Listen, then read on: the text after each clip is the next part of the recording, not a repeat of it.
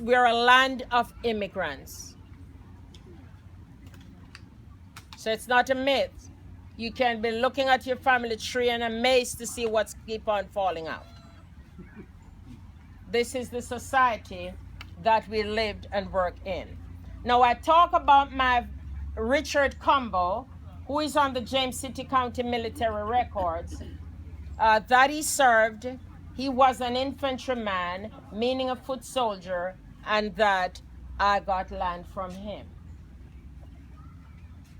I also have a son. Yes, I know I'm not married, so explain to your children. See, got to follow the law. Well, they summoned me to court when they heard that I was in an increasing way. At first, they called me to examine me, to question me. Don't you think it's time you find yourself a husband? I say, Your Honor, it ain't for lack of trying. But they don't want to, men don't want to sign the marriage article. Oh, I see you're familiar with the law. Yes, yes, Your Honors. Well, we understand you are in an increasing way. Well, so that's news to me. Well, time will tell. And so I was dismissed. Well, quite naturally, 6 months after, I had my son, Daniel. Well, took them a while before they summoned me back to court. So I took Daniel with me. He's my evidence. See, Daniel looked just like the clerk of the court. And the clerk of the court with piercing blue eyes looked just like Daniel. The court ruled, ladies and gentlemen, and it's in the docket. Edith Combo, you are hereby dismissed for reasons appearing to this court. And they haven't pestered me since. Until when Daniel is called, is conscripted, meaning you call it draft. It's called conscripted to serve. And I am proud to let you know that Daniel Combo was with the Commander-in-Chief George Washington in Pennsylvania, serving Valley Forge in 1777 until 1781. Daniel Combo, Richard Combo, Steve Combo, Thomas Combo, John Combo, Peter Combo. They're all listed on the James City County military records. Edith Combo, I even took white men to court suit for assault, trespassing, and battery, and the court ruled in my favor. But I'm here to say to you folks, aren't you all tired of war? I'm just tired of this bloody war. And all this war come about because Mr. Give Me Liberty, Give Me Death. The reason why I call him that is because he never fought a battle. He was shouting in the old ways of Christ Church, give me liberty or give me death. You know, God is good, ain't it? Here you are clamoring for death, begging, give me liberty or give me death. See, that's why they say God ain't man. And so, these folks believe that they're not being represented in the House of Commons. Children, listen up. The colonists feel that they are not being represented in the House of Commons. And they say no taxation without representation. Give me liberty or give me death. That's what Henry shouted in the hallways of Christ Church, Richmond, Virginia, 1774. And so, when all this tea was discarded in the Boston Harbor, when the British not the British, but the bully boys, yes, that's what they were called. The bully boys discarded the tea in the Boston Harbor because they're protesting. Well, there are ways to protest peacefully. You don't go destroy the people's property. And then they discard the tea in the water and they blame it upon the Indians. And there's no Indians that go by the name of Hancock Adams or Paul Revere. And so that is why the citizens stormed the palace. Because the governor, another bully boy, he heard about these men calling for a day of fasting, humiliation, and prayer. He was having a war with the Shawnees in Virginia that you call Ohio. And upon his return to town, he called these men to a meeting. And he dissolved them. And he threatened to burn the city down. Here's a man in high authority acting like a bully boy. He threatened to burn the city down. He threatened to harm the Negroes. It's 52% black. So he's instilling fear in the populace. And when he's threatening to burn the city down and harm the Negroes, you got to remember that these are the people that rock your baby cradles. These are the people that shave you. These are the people that cook your food.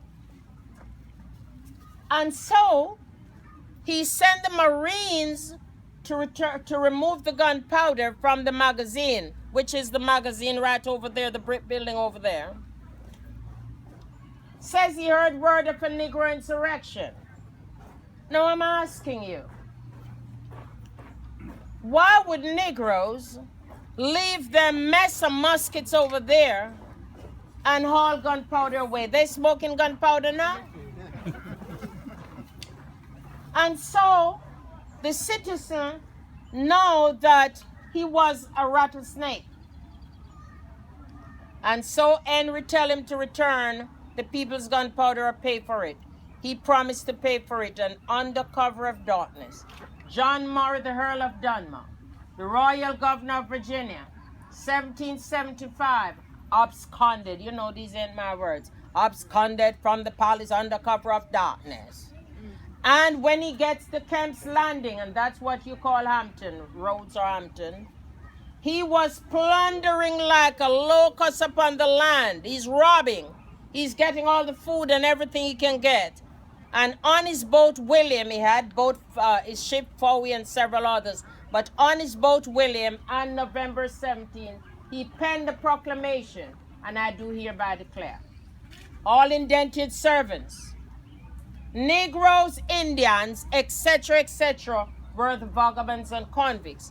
If you leave your rebel master, those that don't support me, and join the king's standard, I'll free you. This was nothing new. Because 100 years before Bacon's rebellion, 1676, landless white males, Negroes, Indians rose up against Governor Berkeley because the oppressed is the majority. That's why they use us like a bilbo catcher. You call it a yo-yo. That's how they tried to do. And so here, 1676, landless white males, indentured servants, Negroes, Indians. 100 years later, 1775, I do hereby declare all indentured servants, Negroes, Indians, etc., same thing.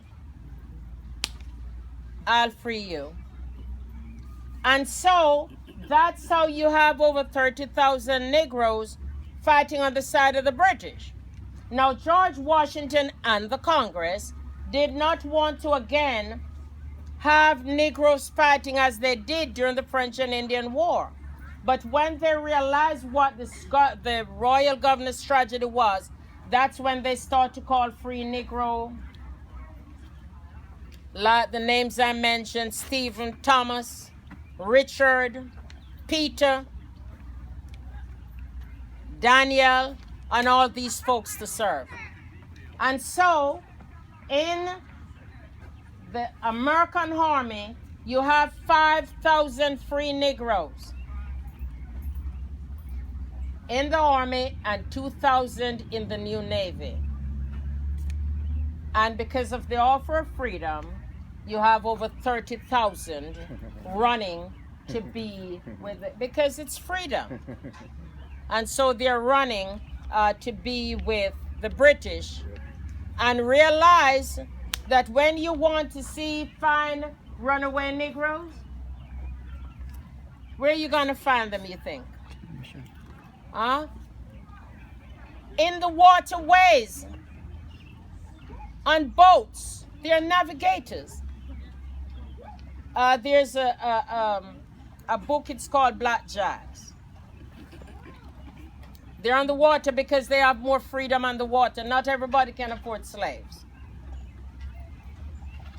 So that's where you're going to find a lot of free blacks working for some of these other folks that can't afford slaves. Not everybody own. And when the proclamation, when Dunmore started with his proclamation, only 12 left Williamsburg. 12. But when they took over the town, when Cornwallis took over the college, Mr. Whithouse and all those places, that's when free Negro just walk away. They were bolder and bolder, especially up in Massachusetts. Lord of mercy. See, when you see a well-to-do white folk walking along, you need to yield the walkway and let them pass. Well, up in Boston town, these Negroes, they wouldn't yield. And one of these Negroes say to this woman, wait until the governor get here. They get bolder and bolder, especially up north. Now, again, this revolution started from the Somerset case. You've heard about it? Oh, I just have a hour with you. Somerset, it's a Negro that went to England and sued for his freedom. And he was from Norfolk. And he said he was free. And Justice Mansfield, who had also a mulatto child by the name of Dodo, along with William Wilberforce, ruled that the heir in England is too pure to breed slavery. And so slavery shall be abolished. 1772, it's called the Somerset case. Go look in your encyclopedia or your dictionary. All right? So most black folks are trying to get to England because there ain't no slavery there. 1772. And you have a group of ladies that are called the Blackbirds, a society of the Blackbirds. Freedom, you know. And so, I don't mean no harm. And so everybody's trying to get to England. But back to this eloquent document that America's ever produced.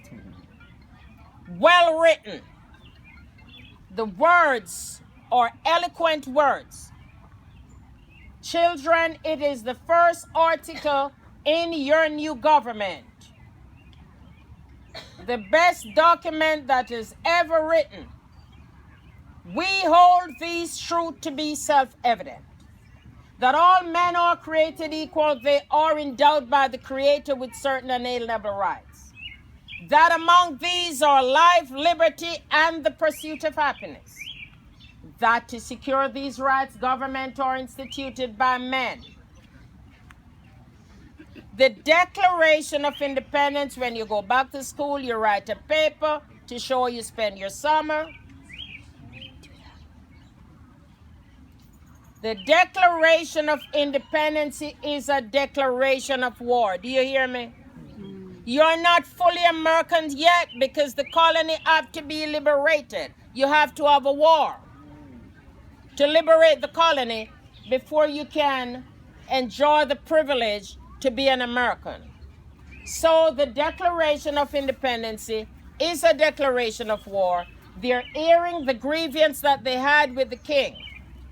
And what I just said to you is the first article in your new government. What are the first article in your new government, children? I don't need to hear from parents.